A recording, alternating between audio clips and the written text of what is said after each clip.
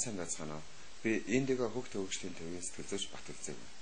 Манай төвөөс эцэгчүүдэд зориулж цуврал сургалт явуулж байгаа.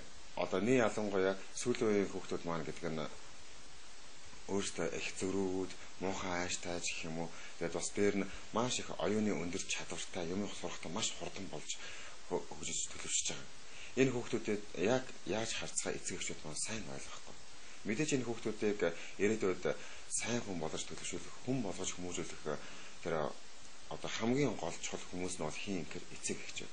Тиймээс бид энэ сургалтаа эцэг эхчүүдтэй чиглүүлж эцэг эхчүүд хүүхдийн хүмүүжүүлэлт одоо хэрхэн оролцох, хэрхэн ямар үүрэг гүйцэтгэх гэдэг талаар энэ одоо сургалтаа явуулж байгаамаа. За, манай хамгийн ихний одоо сургалт маань бол шинэ зууны хүүхд хүмүүжүүлэх арга бод. За, шинэ зууны хүүхдүүд маань яг ямар учиртай юм болоо гэж. Мэдээж одоо эцэг эхчүүд маань ярьдаг би бага байхдаа тийм байсан. Гэтэл одоо манай хүүхдүүд ийм болчиход байх юм. Жишээ нь гэхээр бол их зөрүүд байх. Их дураараа өөрийнхөө бүх юмыг өөрийнхөө хүснээр байлгах гэж оролддог. Тэгсэн мөртлөө хинч юу ч зааж өгөөгүй л юмыг сурчдаг гэдэг. Хамгийн энгийн жишээ бол 2 настай хүүхд гэхэд компьютер дээр очиж компьютер хасаагаа суугаад тоглоомын гараа тоглож байна. Тэр эцэг их нь зааж өгсөн, ах их нь зааж өгсөн, зааж өгөөгүй байдал. Гэтэл нөгөө хүүхд маань төрхтэй компьютер мэддэг бол төрж ийнэгүй л үгүй.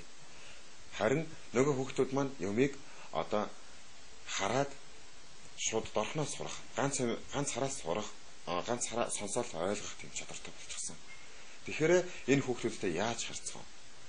За, мэдээж бол яг энэ хүүхдүүдийг бүр хүмүүжүүлэхэд бүр бага наснаас сүүлийн үед олон судлаачид болвол хүүхдийг хүмүүжүүлэхэд бүр эхийн хөвлөгөөс нь гэж хүмүүжүүлэх хэрэгтэй гэж үзэж байгаа. Тэгвэл эхийн хөвлөд нь багт нь хайраар хүмүүжүүлээд насаахан одоо ээж өөрийгөө хайрлах юм. Харин хүүхд төрөөд ирсний дараа нөгөө эцэгчүүд маань яг үгээр хүүхд ойлоогүй очоо бариад авдаг. Тэврээд авдаг. Юу л хүсэнд шаардсан тэр үгдийг нь биелүүлдэг болчтой. Тэгэхээр энэ сүүлийн үеийн оюуны өндөр чадвартай хүүхдүүд нь тэрэнд маш хурдан дасдаг, айгүй амархан даврамтгай болдог. Жоох юм болохоор муухан ажилтдаг, зөрүүдэлдэг, өөрийнхөө байх гэдэг хандлагын их үүсвэр нь энэ бүр бага наснд өлгийтэй байх үеэс нь эхэлдэг байна. Тэгвэл энэ хүүхдүүдийг биднээс ойлгонгууд нь очиж бүүлээд юм уу? Эсвэл болохгүй чадахгүй гэж ямар нэг байдлаар хориглоод бага бахт нь хориглоод юм уу? Эсвэл зөрүүдлэх үед нь тайлбарлах гал бүр учирлал гуйгаад ч юм уу? Эсвэл ууртай үед нь бүр аргадаад бараг зарим эцэгчүүд өмнө сөхөрх нь холгүй байдаг. Энэ зөв хандлага юм болов уу, буруу хандлага юм болов? За, бид бол яг энэ хүүхдээ ингэж хандлагаараа хүмүүжүүлэхдээ яг хүүхд маань ямар хүн болж төлөвшөж байна гэдгийг биднээс сайн ойлгож мэддэг. Мэдээж нөгөө хүүхдүүд маань одоо манай эцэгчүүд жоохон байхад юм чадахгүй мэдгүй хоригддаг. Энэ хүүхдийг өөртөө нөгөө итгэлгүй байх юм уу, зориггүй байх тийм шин чанарыг төлөвшүүлждэг байна. За, нэг ялангуяа одоо эцэгчүүдэд хэлэхэд яг энэ шин зууны хүүхд гэдэг талаараа сая энэ сургалтаа тодорхой хэмжээгээр ярьж байгаа. Яг шин зууны хүүхдүүд маань гэдэг нь яг ямар онцлогтой, ямар хүүхд байдаг талаар бүгдээр тодорхой жоохон ойлголт авч үзье. За, шин зууны хүүхдүүд маань нэг ялангуяа сүүлийн үед болвол олон судлаачид, олон хүмүүс эндиго хүүхд гэдэг талаар ярих болсон.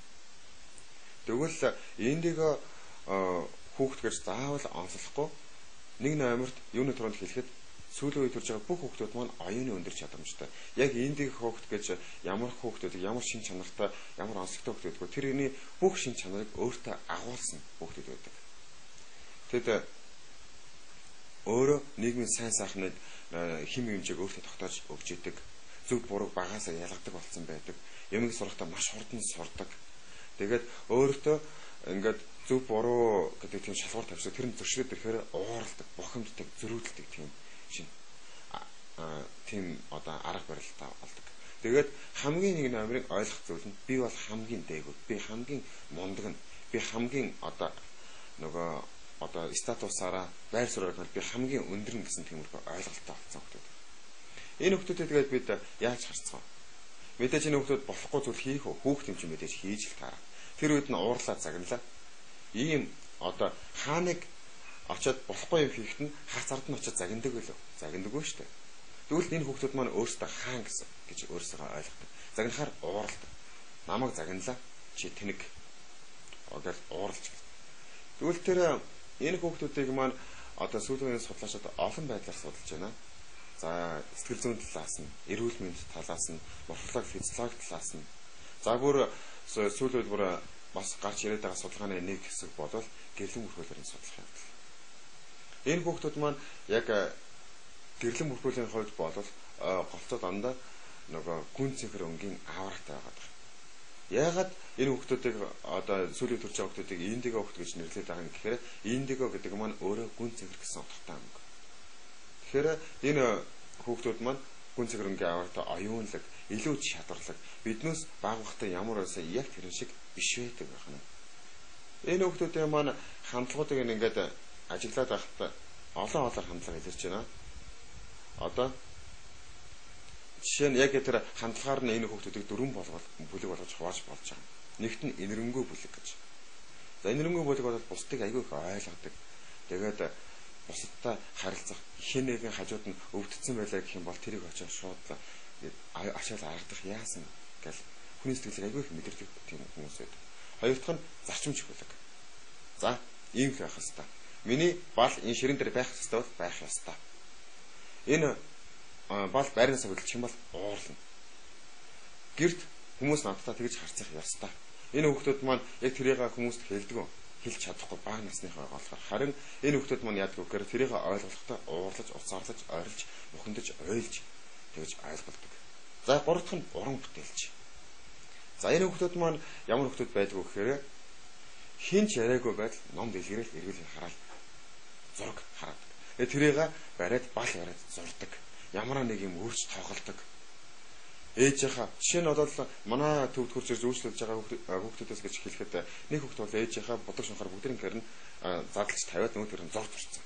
Тэгээд зурд зурчаад ээж нь уурлаа уурлж байгаа. Тэнгүүд нь уурж болохгүй юм байна гэж ээж нь ойлгож байгаа. Тэр бол сайн ээж байсан. Уурж болохгүй.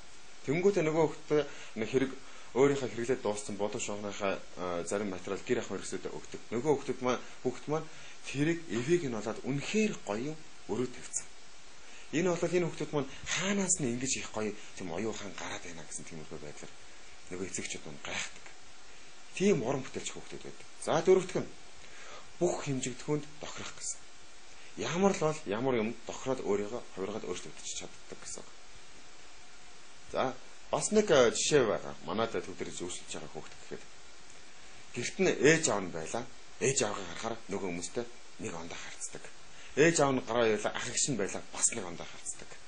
Тэгтэл шаал ондоо танихгүй ороод ирлээ бас ондоо харцдаг. Гэртээ байхдаа нэг ондоо, гадаа байхдаа нэг ондоо, цэцэрлэг дээрээ байхдаа нэг ондоо. Тэр нь хаана бол хаана өөрийгөө яаж хувиргаж чаддаг хүүхдүүд гэсэн. Энэ байдлаар ингэж энэ хүүхдүүдэд дөрвөн болгож шаваадаг байх нь. Харин энэ хүүхдүүд маань түгээмэл нэг хэв шинж байдаг. Бүгдээр нь ингэж түрүүн би тодорхой хэмжээгээр хэлсэн. Яг тодруулаад одоо хэлэх юм бол энэ хүүхдүүд дээд заяагаа мэдж ирдэг. Би хамгийн дээд нь, би хамгийн мундаг нь, би хамгийн лаг нь гэж энэ хүүхдүүд маань боддог. Тэгээд тэд бас энд байх авьяатай гэдгийг мэддэг. Яагаад гэвэл би бол энд юу хийх хэрэг юм? Юу хийх ёстой? Би тэрийг мэддэг. Би энд байхгүй бол би энд л байхгүй бол энэ хүмүүс маань адгүйгээр байж чадахгүй гэдгээ багаас ухаарсан байдаг. Гэхдээ энэ ухаан гэдэг тал дээр би нэг хэлэхэд тэд яг ингэж ухаарч бидэн шиг ингэж ойлгож байна үгүй. Тэд даалт тохонсор буюу дотоод сэтгэл мэдрэмжэндээ энэ хүүхдүүд маань тэрийг ойлгож мэдэрдэг. Харин тэрийг илэрхийлэхдээ үгээр биш үйлдэлээр илэрхийлж. Тэр нь өөрийг нь тоохгүй болох юм уу? Өөрийнхөө анхаарлын төвд байлгахгүй байхаар ууралж бухимддаг, ганцаарддаг. Тэгээд та нар над руу анхаарлаа хандуулахгүй гэх байдлаар нөгөө бусд хүмүүстэй уур уцаараа гаргаж эхэлдэг. За дараагийн нэг шинж чанар нь бол энэ хүүхдүүд жирийн биш гэдгээ итгэлтэй мэддэг. Би бол надад ямар нэг онцлог чадвар байгаа. Би багаасаа тийм. Би том болоод тийм юм хүн болно. Та нар энийг чадахгүй, би зөвхөн энийг чадна гэж. Одоо жишээ нь хэлэхэд зарим хүмүүс бол ингэж байгаа. Би хамгийн гоё зурдаг. Та нар яаж чигээд зурч чадахгүй. Би бол энийгээ мэднэ. Тэр хүмүүс гоё зурдаг байсан, зурдаг байсан. Гэхдээ бага насных болохоор мэдээж бидэн шиг мундаг сайн насан турш шиг зурч чадахгүй байлгүй. Гэхдээ тэр хүүхэд маань багаасаа тийм нөөц боломжинд байгаа тэрийг өөрөө ухаарсан байна гэсэн үг. Тэгээд дараагийн нэг шин чанар бол энэ хүүхдүүд маань хэнийг ч тойршрон шүтдэггүй. За жишээ нь гэхэд бол Христийн шашныг шүтгэхгүй, буддын шашныг шүтгэхгүй, лалын шашныг гэх юм бөөгн шашныг шүтэн гэсэн ойлголт байхгүй. Аавыгаа шүтгэхгүй, ээжигээ шүтгэхгүй. Зүгээр дуулдана. Энэ бүхэн маань бол бүгдээрийн зэрэг хүлээж авч ойлгож ухаах чадвартай гэсэн үг. За дараачих нь зарим юмыг хийх дургу. За жишээ нь магадгүй ирж өөрчлөж байгаа хүмүүсээс гэж хэлэхэд чи зураг зурнаа гоо, зураг зурхгүй. Би яасан зураг зурхгүй гэж хэлдэг. Тэгээ юу хиймээр байна? Би юм бичмээр. Нөгөөг бичиж чадах уу? Өсөг мэдэхгүй. Аав ээжийн бичиж байгааг нь хараад тэр хийхийг хүссэн баг. Тэгэл тэрийг гэх юм. Зураг зураач яг үгүй би яасан ч зураг зурхгүй гэж хэлдэг. Тэгээд дараагийн нэг шин чанар нь бол шин саргаг санаа гаргадаг. Түрүү хэлсэн. Хаанаас энэ хүүхдээ хаанаас ийм санаа гараад байна гэж эцэгчүүд их гайхдаг. Өөр нэг тоо жишээ бол 6 сартай хүүхд манай төв дээр ирж үйлчлүүллээ. Зөвлөгөө авлаа. Тэгэхэд тэр хүүхд маань хаалга онголгоо гараа авчдаг гэж. Эцэгч нь яах юм мэдэхгүй. Сүүлдээ бүр хаалганыхаа цоочийг бүр дээр нь болгож цоожлоод түлхүүрийг нь дээр ундаа ингээд хийчлээ. Тэгсэн нөгөө хүүхд маань 6 сартай хүүхд маань сандал авч тагаад тэрэн дээрээ гараад хүрх гэж оролдож байгаа. Чадахгүй болохоор нь тэрэн дээр нь жижиг өшөө жижиг хайрцаг авч тавь тэрэн дээрээ гараад түлхүүрээ аваад нөгөө хаалгын онголгоо гараа авчиж байгаа. Хаанаас нь яаж явахаараа энэ юмыг сурч мэдэж чаддаг байна гэж эцэгчүүд маань гайхдаг. За дараагийн шин чанар нь аливаа юмыг хийх шинэ арга барил гаргадаг.